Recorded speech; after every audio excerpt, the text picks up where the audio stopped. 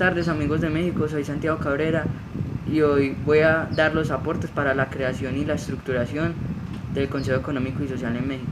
Para ello me basaré en 4 puntos fundamentales que serán los antecedentes del Consejo Económico y Social, el funcionamiento del Consejo Económico y Social, las comisiones de trabajo técnicas y especializadas y la conclusión e historia de la nueva ruta de la seda y la importancia de la Secretaría de Relaciones Exteriores en todo este diálogo.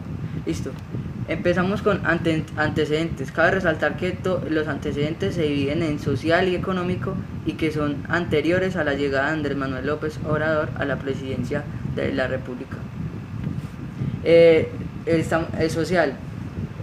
Antes de la llegada de Andrés Manuel López Obrador a la presidencia de México había altos índices de violencia, altos índices de desempleo, una exclusión social masiva en los grupos vulnerables.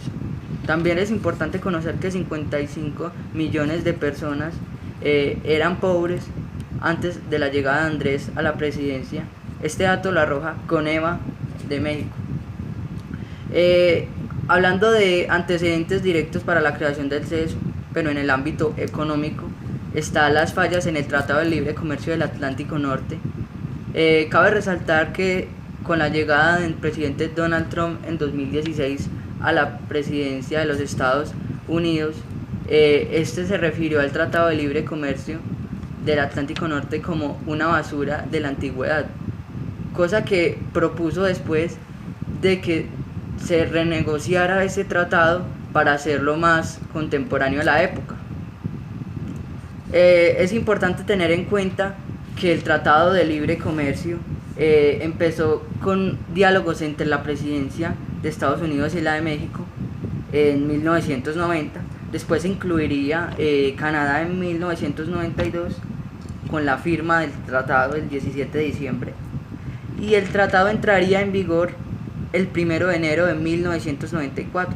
Cabe resaltar que para 2015 el comercio de los Estados Unidos mexicanos, el PIB de los Estados Unidos mexicanos, era el 35% de este PIB eran del comercio con estas naciones. Lastimosamente el Tratado de Libre Comercio se está renegociando, pero de una forma que no es eficiente gracias a las políticas proteccionistas de Donald Trump que impiden el comercio de Estados Unidos con muchas otras naciones, incluyendo a México. Por ello es que se trata del segundo punto de estos antecedentes económicos, que es adentrarse a nuevos lazos comerciales, a tener nuevos lazos comerciales con otros países, como lo de China, de lo cual hablaremos posteriormente. Por estos antecedentes sociales y económicos es que entre la importancia de la creación del Consejo Económico y Social en la nación mexicana, por una vía del diálogo con los sectores productivos. Pasamos al funcionamiento del Consejo, en donde explicaremos más a detalle cómo es la estructura general del Consejo Económico y Social. El primer punto es que el Consejo Económico y Social será un órgano consultivo autónomo que tendrá como principal función combatir contra los anteriores conflictos socioeconómicos que se han generado en México durante estos años. El segundo punto del funcionamiento del CES es el que se manejará un sistema jurídico constitucional en el cual velará por la participación de los grupos vulnerables y el diálogo tripartita. Descentralización del poder entre este diálogo tripartita, que lo conforman el tercer sector, que es el sector sindical y sector campesino, y también lo conforman el sector privado y el sector público. Esta descentralización en este marco del diálogo tripartita logrará las mejores decisiones dentro de las comisiones de trabajo, de las cuales hablaremos posteriormente. El CES establece, para las decisiones del CES se utilizará la democracia participativa, deliberativa y representativa. Entre las principales funciones del CES se encontrará apoyar al Congreso para la solución de estos conflictos socioeconómicos y que el Congreso pueda generar anteproyectos de ley sobre estos.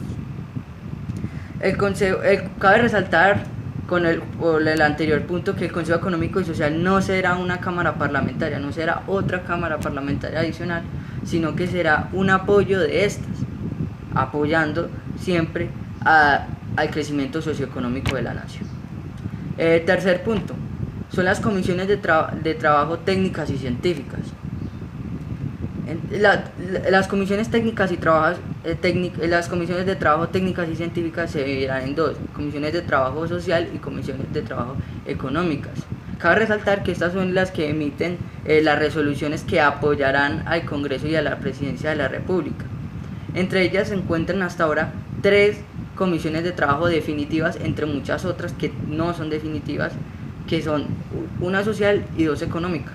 La subcomisión de trabajo dentro de la comisión social, la primera será la Comisión de Derechos Económicos y Sociales. Las otras 2 subcomisiones de trabajo dentro del ámbito económico será la Subcomisión para la Supervisión del Crecimiento de los Países Emergentes asociados a la nueva ruta de la seda. La segunda subcomisión de trabajo técnica y científica en el ámbito económico será la Comisión de Trabajo para la Revisión y Seguimiento de las Relaciones Internacionales México-China. Estas comisiones de trabajo generarán anualmente dictámenes, informes y memorias para enviarlas a la Presidencia de la República y para corroborar el buen trabajo de esta institución.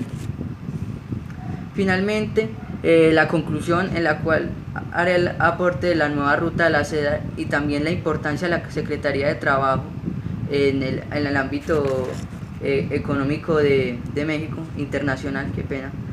Cabe resaltar que la Secretaría de Trabajo de lo que se encarga es de velar por la conducción política exterior de México mediante el diálogo, la cooperación y la promoción del país cabe resaltar que en el ámbito internacional. Por eso es importante que la Secretaría de Relaciones Exteriores y el mismo gobierno mexicano de Andrés Manuel López Obrador puedan impulsar el Consejo Económico y Social en un marco internacional y en las relaciones internacionales de México con China. Finalmente, hablaremos de la historia y el proceso de creación de la nueva ruta de la seda y cómo México se puede beneficiar de esta.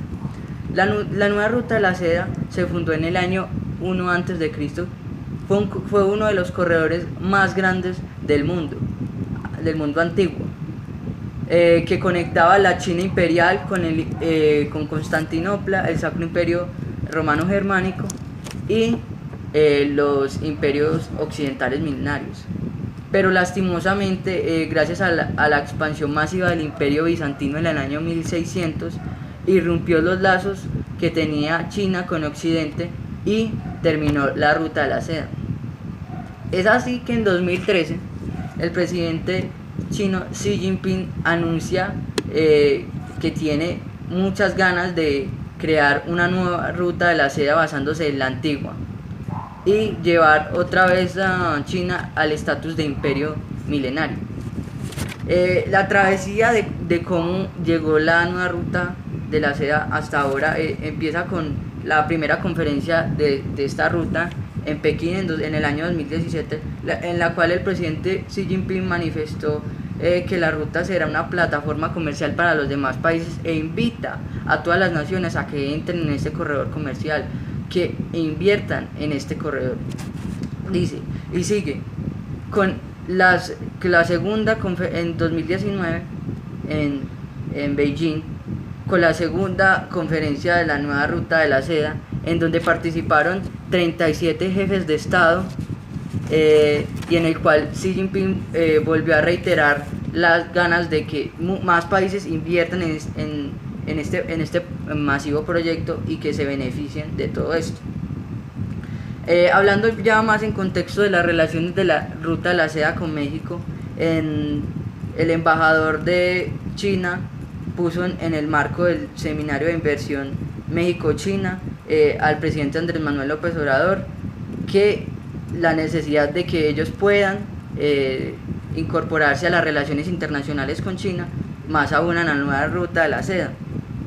Es así que los presentes días del año 2019, el secretario de Relaciones Exteriores, Marcelo Ebrard, y la secretaria de Economía asistieron al G20 en Perú al que se llama la Alianza del Transpacífico, en el cual se firmó Relaciones Internacionales México-China durante 5 años, y de la cual, si se ratifica bien, el Consejo Económico Social podrá servir para garantizar una buena supervisión de estas relaciones y que se pueda extender a más años fuera de estos 5.